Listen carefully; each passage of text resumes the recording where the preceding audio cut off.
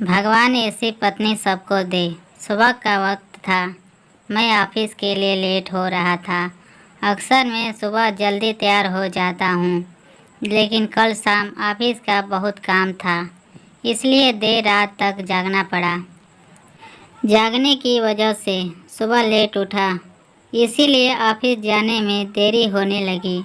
मैंने बाथरूम में घुसते हुए पत्नी को सुबह का वक्त था, मैं ऑफिस के लिए लेट हो रहा था। अक्सर मैं सुबह जल्दी तैयार हो जाता हूँ, लेकिन कल शाम ऑफिस का बहुत काम था, इसलिए देर रात तक जागना पड़ा। जागने की वजह से सुबह लेट हो उठा, इसीलिए ऑफिस जाने में देरी होने लगी। मैंने बाथरूम में घुसते हुए पत्नी को आवाज़ लगाई कि वह मेरे कपड़े तैयार रखे। मैंने बाथरूम में ज़्यादा समय नहीं लगाया और जल्दी से नहाने के बाद बाहर आ गया। मैंने अपने बिस्तर पर देखा तो वहाँ कपड़े नदारद थे। मैंने गुस्से के स्वर में फिर से पत्नी को आवाज़ लगाई। शायद वह किचन में थी, मेरे लिए खाना तैयार कर रही होगी, इसलिए आपको मेरी आवाज़ सुनाई नहीं पड़ी, या फिर कुकर की उठती तेज़ सीटी में मेरी आवाज़ दब गई होगी। इस बार मैंने गुस्से के साथ और तेज़ आवाज़ लगाई, लेकिन किचन से बड़ा प्यार से रिप्लाई आया और मेरा गुस्सा अपने चरम पर था। मुझे ऑफिस के लिए लेट हो रहा था। मैं अंदर से बुरी तरह से झल्लाया हुआ था। तभी पत्नी कमरे में आ जाती हैं और वह सीधे अलमारी की तरफ बढ़ जाती हैं। मेरे मन में सवाल आया कि वह क्या उसने मेरी आवाज़ को सुना था या फिर सुनकर अनसुना कर दिया था। फिलहाल जो कुछ भी हो, वह मेरी तरफ देखते हुए कपड़े बिस्तर पर रख देती हैं और वहाँ से जाने को होती हैं। अचानक से वह वापस आती हैं और मुझसे बोली, अगर मैं तुम्हें किसी के साथ डिनर व फिल्म देखने के लिए बाहर जाने को कहूँ तो तुम क्या कहोगे? उसने पूछने का अंदाज थोड़ा अलग था। मैं समझ नहीं पा रहा था कि आखिर वह किसकी बात कर रही हैं और क्यों। शायद मैं जवाब देने के लिए तैयार था। मैं बोला, मैं समझूंगा कि अब तुम मुझसे प्यार नहीं करती। शायद उसने गुस्से अथवा प्यार से मेरी तरफ देखा, लेकिन फिर अगले ही पल अपने होठों पर हल्की सी आती हुई मुस्कान को दबाते हुए बोली, मैं आपसे प्यार करती हूँ, लेकिन यह औरत भी आपसे बेपनाह प्यार करती हैं, शायद मुझसे भी ज़्यादा, और आपके साथ कुछ समय बिताना चाहती हैं। मुझे पत्नी के मुंह से इस सवाल की उम्मीद नहीं थी। मेरे मन में एक सेकंड में हजारों सवाल ऊपर नीचे होने लगे। आखिर किस औरत की बात कर रही हैं और किससे मिलवाना चाहती हैं? ऐसे हजारों सवालों के साथ मेरा मन मुझे घेर रहा था। आखिर मैंने पूछ ही लिया कि किसकी बात कर रही हो। पत्नी ने बिना कुछ बोले एक तस्वीर की तरफ इशारा कर दिया। वह तस्वीर मेरी माँ की थी, जो मुझसे दूर रहती थी, जिनसे कई महीनों से मैं मिला नहीं था। शायद काम की वजह से मैंने उन्हें फ़ोन भी नहीं कर पा रहा था। मैं अपनी व्यवस्था के कारण उन्हें समय ही नहीं दे पा रहा था। मैंने पत्नी की तरफ देखा। पत्नी ने मुस्कुराहट के साथ मेरा मोबाइल मुझे थमा दिया। मैंने माँ को फ़ोन किया और उनसे रात पर खाने और साथ में फिल्म देखने के लिए कहा। माँ मेरी आवाज़ सुनकर खामोश हो गई। शायद करुण स्वर था, तुम ठीक तो हो ना? तुम दोनों के बीच कोई परेशानी तो नहीं? माँ ने पूछा। उनके लिए मेरा एकाएक इस तरह फ़ोन करना शायद किसी परेशानी का संकेत था। नहीं, कोई परेशानी नहीं है, बस मैंने सोचा था कि आपके साथ बाहर जाना एक सुखद एहसास होगा। मैंने जवाब दिया और कहा, बस हम दोनों ही चलेंगे। उन्होंने इस बारे में एक पल के लिए सोचा और फिर कहा, ठीक है। शुक्रवार की शाम को जब मैं उनके घर पहुंचा तो वह मेरा इंतज़ार कर रही थी। मुझे देखकर उनका चेहरा खुशी से चमक उठा, जैसे वर्षों से खोई कोई दौलत अचानक उन्हें मिल गई हो। मैंने माँ के पैर छुए और उन्हें गाड़ी की तरफ ले जाने लगा। वह बार बार मेरी तरफ देखकर हल्के हल्के मुस्कुराकर गाड़ी की तरफ बढ़ रही थी। कार में माँ ने बताया कि उन्होंने अपने एक दोस्त के बेटे के साथ खाने के लिए बाहर जाने की बात बताई है। वह काफ़ी प्रभावित थी।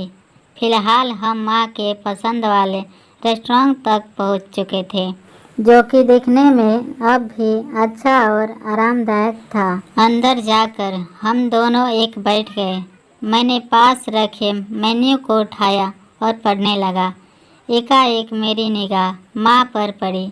वह अभी भी मुझे देख रही थी, लेकिन इस बार मुस्कान गायब थी। वह उदास दिख रही थी। शायद मैंने मेन्यू पढ़ने में तो ज़्यादा समय नहीं लगा दिया। मैंने मेन्यू को साइड पर रख दिया। मैंने माँ से खाने के लिए पूछा। उन्होंने मेन्यू की तरफ इशारा करके मुझसे कहा, तुम्हें याद है जब तू छोटा था और हमारे साथ बाहर खाना खाने आता था? मैं भी तेरे लिए इसी तरह मेन्यू गौर से देखती और तेरे लिए अच्छा सा खाना ऑर्डर करती थी जो तुझको पसंद था। लेकिन अब वक्त बदल गया है, महंगाई भी बहुत हो गई है। तू शायद मेन्यू में कुछ नया देख रहा हो। माँ का जवाब सुनकर मेरी आंखों से आंसू निकलने लगे, लेकिन मैंने खुद को संभाला और कहा, माँ, इस बार मैं आपके लिए मेन्यू पढ़ना चाहता हूँ। इसके बाद मैंने एक बढ़िया सी डिश माँ के लिए ऑर्डर की। खाने के समय माँ ने मेरे बचपन से लेकर अब तक के कई किस्से सुनाए। मुझे ऐसा लग रहा था मानो मैं वापस बचपन में आ गया हूँ। मुझे उस समय इतनी खुशी हो रही थी मानो सारी कायनात इसके आगे फीकी हो। बातों ही बातों में समय का पता ही नहीं चला। मैं माँ के साथ थोड़ा और वक्त बिताना चाहता था, लेकिन अंधेरा हो चुका था और माँ को उनके घर छोड़ना, मुझे वापस अपने घर ही जाना था। इन शब्दों का मतलब बाद में समझ आया, लेकिन फ़िलहाल मैं माँ को लेकर उनके घर पहुँच गया। अब वक्त था माँ से विदाई लेने का। माँ ने एक उम्मीद के साथ मेरी तरफ देखा और कहा कि अगली बार मैं उन्हें बिल का पेमेंट करने दूँ तो वे मेरे साथ दोबारा डिनर के लिए आना चाहेगी। मैंने मुस्कुराहट के साथ माँ से कहा, माँ, जब आप चाहो। और बिल पेमेंट कौन करता है, इससे क्या फ़र्क पड़ता है? माँ ने मेरी तरफ देखा और मुस्कुराहट के साथ कहा कि फ़र्क पड़ता है और अगली बार बिल वहीं फिर पे करेगी। इसके बाद मैंने माँ से विदाई ली और अपने घर की तरफ चल दिया। घर पहुंचकर देखा तो पत्नी मेरा इंतज़ार कर रही थी। उसने पूछा, कैसा रहा आज का दिन? बहुत बढ़िया, जैसा सोचा था उससे कहीं ज़्यादा बढ़िया, मैंने जवाब दिया। इसके कुछ दिनों बाद अचानक मुझे माँ के देहांत की सूचना मिली। उन्हें दिल का दौरा पड़ा था। यह इतना अचानक से हुआ कि मैं समझ नहीं पा रहा था। मैंने माँ के लिए कुछ भी तो नहीं किया था। मैं वापस उनके साथ समय बिताना चाहता था, लेकिन अफसोस, अपने व्यस्त समय की वजह से मैं माँ के लिए समय नहीं निकाल पाया। लेकिन अब पछताए होत क्या, जब माँ थी तब समय नहीं, और अब जब माँ नहीं है तो पछतावा और अफसोस। माँ की मौत के बाद मुझे एक लिफाफा मिला।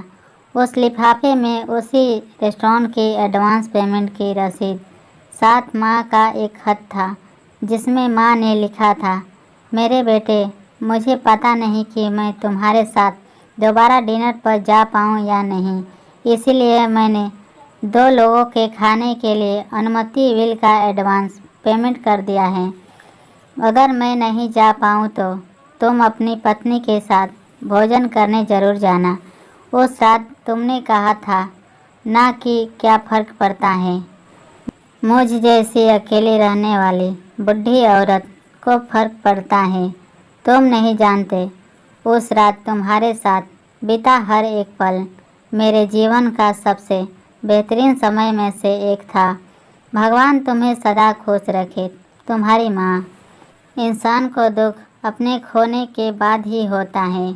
अगर समय रहते अफसोस हो जाए तो जीवन में छोटी छोटी बातों से भी परिवार में खुशियाँ बांटी जा सकती हैं। और माता पिता तो जीवन की सबसे अनमोल धरोहर हैं। यह कहानी आपको कैसी लगी दोस्तों, कमेंट बॉक्स में लिखकर बताइए। हमारा अगर वीडियो अच्छा लगा है तो वीडियो को लाइक करें और चैनल को सब्सक्राइब करें, ताकि हमारे आने वाले ऐसे ही अच्छी अच्छी कहानी आपको हमेशा मिले।